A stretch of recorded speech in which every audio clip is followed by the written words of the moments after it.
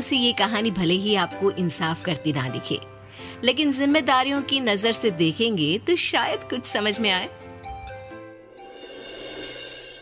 ये क्या है बहू, सुबह से घर का काम करती रहती है, फिर ऑफिस जाती है और बच्चों में लगी रहती है। अरे ऑफिस क्यों नहीं छोड़ देती, या फिर घर के लिए कोई नौकरानी रख ले। कैसी बात कर रही है माँ? जानती तो है ना अभी इनके ऊपर कितना लोन है। थोड़ा ही सही मदद कर देती हूँ तो अच्छा लगता है, और अभी उनको मेरे पैसे की जरूरत भी तो है। सुधा चंदर को बचपन से प्यार करती थी। एक ही मोहल्ले में खेल कूद कर बड़े हुए दोनों। जहाँ सुधा संपन्न परिवार से थी तो वहीं चंदर का परिवार आर्थिक परेशानियों से जूझता ही रहा। लेकिन सुधा की जिद के आगे किसी की नहीं चली। सुधा, कल ऑफिस जल्दी जाना है और 2 दिन के लिए गुजरात ऑफिस के काम से भी जाना होगा। अरे कैसी बात कर रहा है बेटा, बहू को अगले महीने बच्चा होने वाला है, इस वक्त तो उसके साथ रहे। अरे कोई बात नहीं ना माँ, उनको जरूरी काम होगा, वरना मेरा चंदर ऐसे वक्त में मुझे छोड़कर कभी नहीं जाता। चंदर सुबह घर से निकलता तो आधी रात को घर में घुसता, वो भी शराब के नशे में। चंदर की माँ उसे खूब समझाती। अरे माँ, देख रही हो ना कितना कर्जा है सर पर, काम करना पड़ता है। दिन रात काम नहीं करूंगा तो घर कैसे चलेगा। अरे लेकिन बहू को भी तो देख लिया कर, इस हालत में भी घर का बाहर का सारा काम करती है। चंदर तो जैसे माँ की बात सुनकर भी अनसुना कर देता है। ऑफिस के बाद चंदर का फोन माँ के पास आता है। माँ, वो ऑफिस के काम से आज रात के लिए पास के शहर के ऑफिस जाना पड़ रहा है, कल सुबह आ जाऊंगा। सुधा रात को कमरे में सो रही होती है कि उसके पेट में दर्द होता है।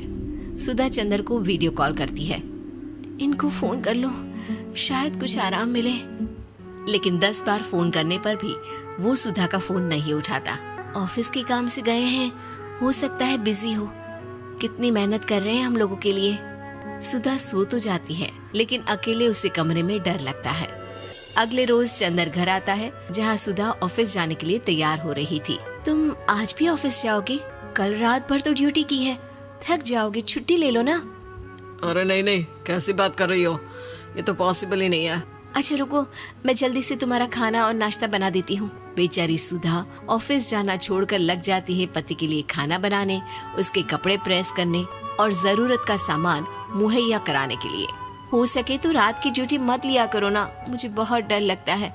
अरे यार क्या है, तुम तो ऐसे बिहेव कर रही हो कि तुम ही अकेली हो जिसे बच्चा होने वाला है। इतने लोगों के पति जो काम के सिलसिले में बाहर होते हैं, उनका क्या?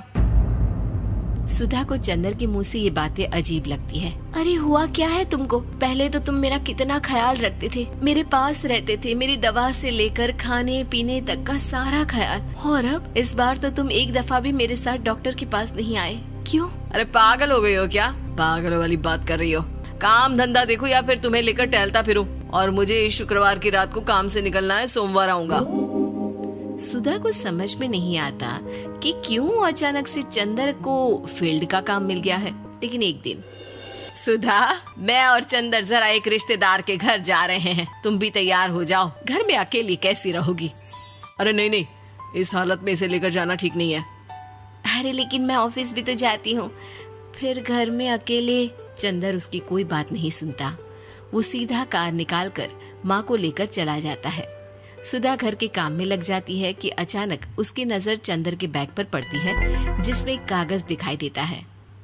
इनके कागज भी ना इधर उधर फैले होते हैं, एक भी खो जाएगा तो बवाल करेंगे। लेकिन जैसे ही सुधा वो कागज खोलकर देखती है तो वो सदमे में आ जाती है। दरअसल वो कागज नहीं, बल्कि चंदर और उसके ऑफिस में काम करने वाली लड़की चांदनी की गोवा की टिकट होती है। सुधा चंदर के बैग को खोलकर देखती है तो उसे होटल के बिल से लेकर महंगे गिफ्ट्स और दूसरे शहरों के टिकट मिलते हैं। सुधा को समझते देर नहीं लगती कि उसका पति किसी और लड़की के साथ है। चंदर के आने पर सुधा उससे बात करती है। अरे नहीं नहीं, ऐसा कुछ नहीं है, तुमको गलत फहमी हो गई है। लेकिन जब सुधा के सवाल तीखे हो जाते हैं तो चंदर को अपनी गलती माननी पड़ती है और वो सुधा से माफी मांग लेता है। सुधा फैसला कर लेती है कि वो चंदर को छोड़ देगी। बच्चे और सामान को लेकर वो घर से निकल ही रही होती है कि सास उसे रोकती है। कहाँ जाएगी बेटा, रुक जा। चंदर को सुधा का जाना खल नहीं रहा था।